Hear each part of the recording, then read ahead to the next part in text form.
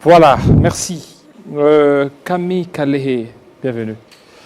Merci, monsieur David Kilolo. Voilà, merci. Et surtout, merci pour l'invitation. Voilà, merci aussi. Ça, c'est le message que vous aviez lancé En tant à tous ceux qui sont jeunes, en train de nous suivre. Quand bien même il y a la diminution de Covid-19. on ne doit pas désarmer. Voilà, on ne doit pas désarmer. C'est qu'il y a toujours les risques de contamination. Bien parce sûr. qu'il y a beaucoup plus de laisser aller. Bien sûr. Des jeunes qui se laissent faire par rapport à ça. Oublions que la pandémie n'est pas encore finie. Alors, il y a même, pour ne pas vous couper, il y a même monsieur le virologue Dr Mouyembe qui parle de la menace de la quatrième vague. Voilà, quatrième vague. Aujourd'hui, Congo Nouveau nous amène l'état de droit à l'épreuve de cette affaire de Gabriel Mokia. On sait que Gabriel Mokia a eu le privilège, certainement, d'entrer en possession de ces maisons, mais il ne parvient pas totalement à en jouir. Monsieur Camille Kalehe, ça c'est l'état de droit où on ne sait pas, il ne parvient pas à entrer dans ses droits. Qu'est-ce qui se passe? Merci, monsieur David Kilolo, une fois de plus. J'ai saisi l'opportunité de m'exprimer à travers vos antennes pour fustiger les comportements des gens qui continuent à saper les efforts du chef de l'État au niveau des institutions.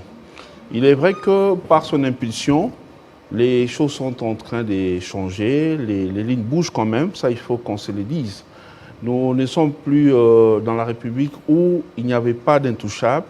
Aujourd'hui, les cas sont légion. Nous savons des gens qu'on ne pouvait pas imaginer, même en rêve, être au CPRK. C'est le cas aujourd'hui. L'IGF, c'était un service dont beaucoup de gens, y compris des intellectuels, ignoraient la fonction, l'essence de ces services.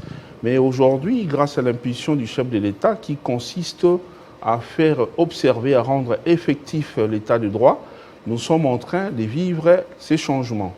Mais il y a encore un grand travail de fond à faire, parce que là, ça ne va pas. La GCN, comme vous savez, nous sommes une ASBL qui combat les antivaleurs. Nous n'avons pas de limites des champs d'action. Nous fouinons partout, parce que c'est notre pays. Nous devons nous prendre en charge en tant que jeunesse, en tant que dirigeants de demain. Maintenant que nous ne sommes pas aux affaires, nous devons imposer les changements. Nous devons faire gérer autrement les pays. Alors, par rapport à ça, nous ne pouvons pas accepter voir des gens, quoique militaires, policiers, tout ce que vous voulez, magistrats, chercher à saper, comme j'ai des efforts du chef de l'État. Nous avons approché M. Gabriel Mokia pour chercher à en savoir sur ce qui s'est passé. Tout est parti de quoi? Nous avons vu comment le week-end de la semaine écoulée, comment il y avait un monde noir des policiers sur l'avenue 3Z où logeait l'ancien gouverneur de la Banque centrale. Mais il a déjà quitté, il a libéré Justement, la maison. j'ai dit où loger. Donc, il a quitté et actuellement, cette parcelle est comparable à un camp militaire. Parce qu'il y a des responsables policiers qui ont carrément installé un nombre impressionnant, un nombre important de policiers là-bas pour des raisons que eux seuls connaissent. Au fait, il s'agit de quoi?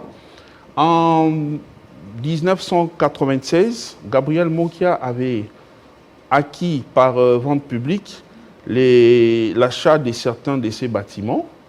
Et il a joui de ça pendant quelques années. À l'entrée de l'AFDL, cela avait été récupéré. Il est dit lui-même chaque fois. L'opération était malheureusement dirigée par notre aîné qui nous a quittés, paix à son âme, Moïse Kongolo. Alors, ces parcelles avaient été ravies avec comme prétexte que c'était récupéré pour raison d'utilité publique. Alors, ils ont gardé ça, je crois, dans l'Obéma et tout, pendant un temps. Finalement, en 2002, l'affaire était finalement envoyée en justice, alors que M. Moïse Kongolo était devenu ministre de la Justice. On a demandé à la cour d'appel de la Gombe rendra un arrêt pour annuler la vente publique qui avait donné à M. Mokia la possibilité d'acheter ces bâtiments. Alors, en légaliste, il s'était plié. et il avait pris la direction de la Cour de cassation à l'époque, Cour suprême. Arrivé là-bas, il a acté cassation, le dossier est entré, alors que le dossier était en cours, alors il a commencé à faire des défilés d'emprisonnement.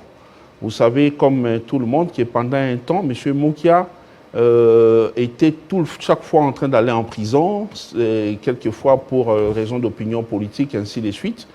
Alors, finalement, c'est en 2016, lorsqu'il est sorti, qu'il se décidera de suivre maintenant les dossiers qui étaient pendant à la Cour de cassation. Et pendant ces temps, M. Keller, c'est un sujet juif, a pris soin de revendre ses maisons à tous ces gens qui avaient acheté, notamment M. Ngoïka Sanji, les députés, un certain M. Choukla, celui de l'UAC, et puis pour une autre villa qui est sur Loukoussa, un monsieur qui n'aime jamais décliner son identité, et puis la Banque centrale. Alors, lorsque M. Mokia s'est battu, alors que simple Congolais, face à une institution importante financière comme la Banque centrale, si M. Mokia n'avait pas raison, je ne vois pas comment il pouvait gagner la Banque centrale. La Cour de cassation s'est prononcée pour casser la décision de la Cour d'appel, la décision de 2002. Alors, lorsqu'on a cassé cela, M. Mokia avait les vents en poupe, il était content. Alors, il est retourné vers les tribunaux qui lui avaient vendu les maisons à l'époque par vente publique pour aller solliciter l'ordonnance d'expulsion.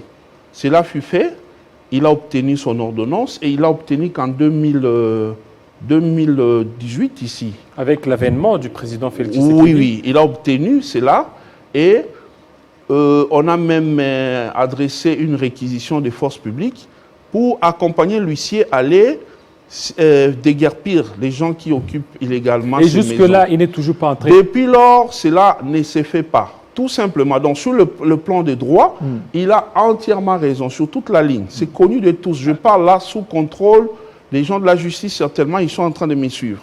Et lui-même, M. Mokia, vous voyez à chaque fois qu'il est sur vos antennes, il brandit même les preuves. Les documents. Alors, cela ne se fait pas. Pourquoi? Parce qu'il y a des autorités de police qui s'érigent en second tribunal pour se mettre à rejuger ce que la justice a déjà conclu comme travail. Alors, eux se mettent, pour des raisons que seuls connaissent, à commencer à dire non, telle autorité m'a demandé de ne pas exécuter, telle autre m'a demandé de ne pas le faire. Alors, lorsqu'on va dans les faits, on voit clairement que M. Mokia a raison. Pourquoi? Parce que lorsqu'on va en justice, vous savez, même quand les avocats demandent la vacation, c'est pour faire face à des faits de procédure. Alors, vous voyez une institution comme la Banque centrale, vous voyez quelqu'un comme M. Ngoïka Sanji et tous les autres là, ne pas avoir des moyens pour en mettre à la disposition de la procédure pour que tout aille bien s'ils avaient raison. Non. Ils ont fait tout ce qu'ils pouvaient. Ce dossier a même déjà été au niveau de l'inspectorat général. L'IGAU a bloqué ce dossier par 2 fois pour raison d'enquête. Il a vérifié, il a trouvé que M. Mokia a raison sur toute la ligne. Et il a demandé à ce qu'on exécute. Mais depuis lors, ça ne se fait pas. Alors, on se pose maintenant des questions. Est-ce qu'il y a encore des gens? Il y a des gens en dehors du commandant suprême que nous connaissons qui s'appelle Félix Antoine Tshisekedi Tshilombo. En dehors de lui, il y a un autre commandant suprême au niveau de la police qui s'oppose, qui fait obstruction aux lois de la République. Parce que, comme vous savez, les jugements et les arrêts sont rendus au nom du peuple congolais. Nous sommes l'émanation de tout pouvoir. Donc, les autorités, les gens qui gèrent les institutions ont l'obligation constitutionnelle d'obéir au peuple. Donc, lorsqu'on rend ça au nom du peuple, c'est déjà sacré. Et on vient exécuter au nom du chef de l'État. Donc, il y a des gens qui se permettent, qui s'arrogent le pouvoir de s'ériger en obstacle contre l'évolution, contre la procédure normale. Jusque-là, l'état du droit n'est toujours pas respecté. Mais il se pose un problème. Donc c'est ça. Donc c'est c'est un échec par rapport à votre combat, parce que vous êtes de Congo Nouveau. Qui dit Congo Nouveau, c'est changement de mentalité. Congo Nouveau, c'est la lutte contre les antivaleurs. Et vous soutenez les actions du chef de l'État, mais sur ce plan-là, sur l'exécution dans le dossier des Mokia, c'est un échec. Nous savons que c'est un combat de longue haleine. Il y a eu on a mis plusieurs décennies pour tomber dans ces trous béants qui consistent à vivre toutes ces antivaleurs. Ce n'est pas déjà demain que ça va changer. Mais on doit imposer cela à ceux qui veulent servir l'État, ceux qui dirigent les institutions de l'État, que ce soit dans la police ou dans l'armée. Nous devons imposer cela. Alors, qui peut avoir ce courage-là, alors que le chef de l'État a tout fait pour que Mokia puisse entrer en possession de ses biens? On a même vu la première dame, mais aujourd'hui, Mokia n'est toujours pas satisfait. Justement, c'est pourquoi je viens ici, sur vos antennes, dénoncer cette manœuvre-là, cette manœuvre infernale des gens qui, pour des raisons que seuls connaissent, ne veulent pas laisser l'état de droit être effectif dans ces pays. Vous savez, la conséquence dans tout ça, c'est que ça réduit les pouvoirs, non seulement d'abord la démarche, la vision du chef de l'État au sein du pays, parce que lorsqu'ils font ça, les gens qui étaient censés respecter, suivre, les gens qui sont inférieurs par rapport à eux, ils copient la même chose. Si jamais ils ont des fonctions, ils feront la même chose. Mais déjà maintenant qu'ils ont des petites fonctions, contrairement à leurs autorités, ils ne vont pas bien se comporter. Donc on ne peut pas se vouloir chef de corps, on ne peut pas accepter d'avoir de lourdes responsabilités de diriger les affaires de l'État, quels que soient les niveaux, sans être dans la vision du chef de l'État. Alors là, ça ne va pas. Donc là, j'interpelle le ministre de l'Intérieur, le VPM Okito Aselo, pour lui demander de jeter un œil dans la police. Il y a quelque chose qui ne va pas. Donc le problème, c'est au niveau de la police. Au niveau de mais c'est la police qui bloque. C'est à la police d'aller accompagner l'huissier qui est censé aller réinstaller M. Mokia. Pourquoi mettre des policiers à l'intérieur? On a vu une vidéo, Mokia était en train de s'insurger contre un général de la police, et que c'est lui qui serait à la base de cette entrave-là qu'il puisse accéder. Je peux même vous surprendre, M. Kilolo. Les samedis, là, l'inspection générale de la police est arrivée pour cherchant à identifier les policiers qui se trouvent dedans. Vous savez, là où il y a beaucoup d'hommes armés, c'est quand même pas intéressant de les laisser comme ça seuls. Il n'y a aucun commandant là-bas. Ils sont là pour quelle raison? C'est une résidence. S'il faut surveiller, à la rigueur, on peut mettre 2-3 policiers. Mais pourquoi on en met autant? La Banque centrale est consciente qu'elle avait perdu ses procès. Déjà, pour commencer, la Banque centrale, M. Ngoïka Sanji et tous les autres là, n'étaient pas partis au procès. S'il faut que M. Mokia retourne en justice, si cela était faisable, alors que c'est impossible parce que la cassation a déjà tranché. Si cela pouvait être faisable, il allait le faire avec l'UZB, la banque avec laquelle il avait des problèmes au départ. Oui, tous les autres ici sont arrivés après. Si eux doivent se plaindre, ils doivent aller chercher M. Keller. C'est lui qui leur a vendu des maisons. Mokia n'a rien à voir avec tous ces gens-là. Alors, j'étais en train de dire, chose qui m'avait vraiment étonné pour voir qu'il y a quelque chose qui ne va pas dans ces pays. L'inspection générale de la police est arrivée pour identifier ces policiers, chercher à voir clair sur ce qu'il y en avait.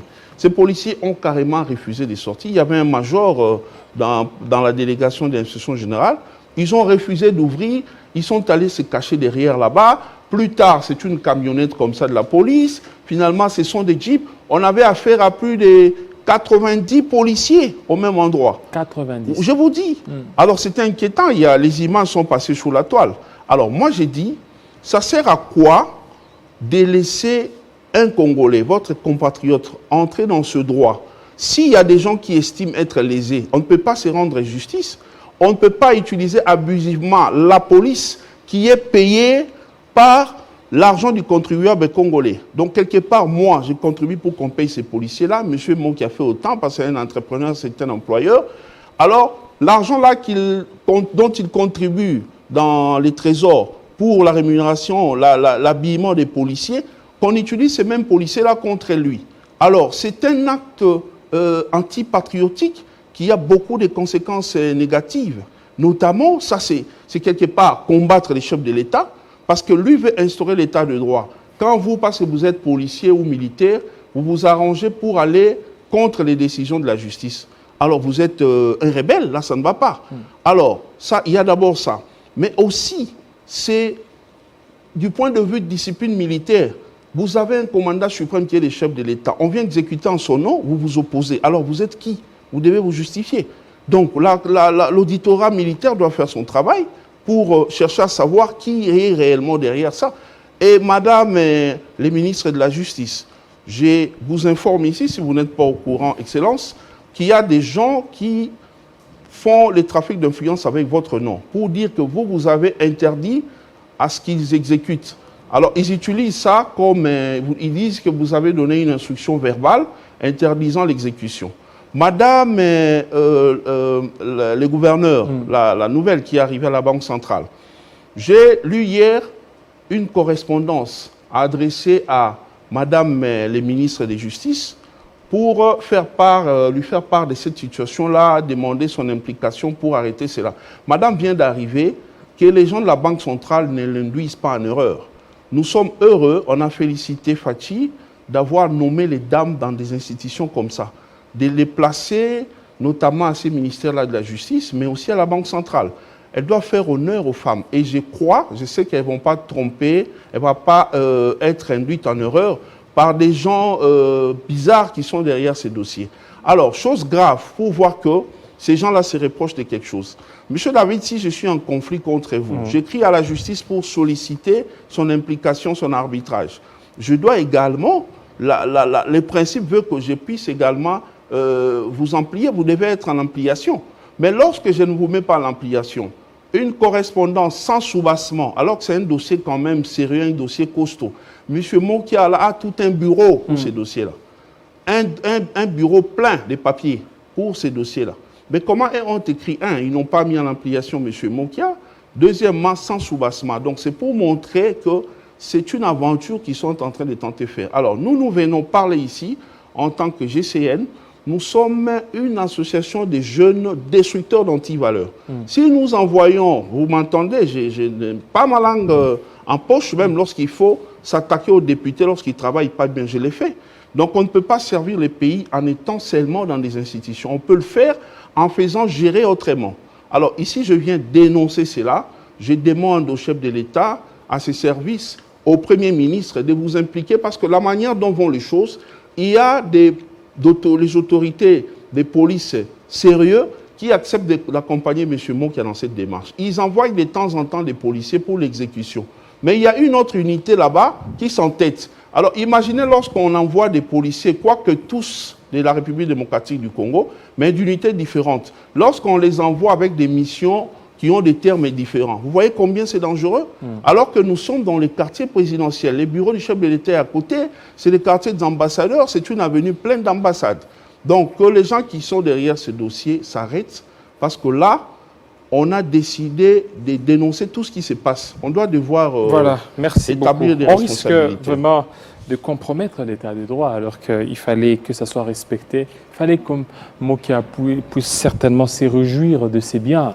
Que lorsque ça sera à la fin de ce mandat qu'ils disent que le chef de l'État a tout fait pour avoir mes maisons, mais malheureusement, ce n'est toujours pas venu. C'est pourquoi il est temps pour le chef de l'État, je lui demande cela humblement, de revoir les castings par rapport à toutes les personnes qui ont des postes, surtout des postes sensibles comme ceux-là. Merci beaucoup. Mais en même temps, je voulais placer quand même un mot par rapport à la situation de la CENI. Comme je l'avais dit la fois passée, les chefs de confession religieuse doivent savoir que nous ne sommes pas déjà contents de la qualité qu'on leur avait donnée dans le temps, d'aller nous représenter pour faire le choix de ceux qui doivent diriger la CENI. Il y a beaucoup de Congolais qui ne prient pas. Quand je dis qu'ils ne prient pas, je voulais dire qu'ils n'ont pas d'église. Alors, lorsqu'on les envoie, alors qu'il y a plusieurs Congolais qui ne se retrouvent pas en eux, c'est déjà une marginalisation. Alors, ils doivent comprendre que nous n'avons pas besoin de leurs caprices. Ils doivent arrêter avec les théâtres qu'ils sont en train de faire. Nous sommes tous Congolais. Mais ils doivent aussi voir clair. On va y revenir très prochainement pour parler de la CENI. Je vous aurai dans nos prochaines éditions. Mais en tout cas, nous comptons sur eux. S'il n'y a pas de solution d'ici ce week-end, la semaine prochaine, nous allons mobiliser la jeunesse. Mais ils se sont remis à l'arbitrage du chef de l'État. Nous allons mobiliser la jeunesse justement pour demander aux députés de se prendre en charge. Merci beaucoup, M. Camille Calais. C'est moi qui vous remercie. Voilà, nous allons encore parler autre dossier. Cette fois-ci, c'est au niveau de l'Osambo. L'Osambo, l'annulation des épreuves préliminaires. Nous allons en parler avec Arsène Jessé ainsi qu'Augustin Mokole. Ce sont les deux derniers invités.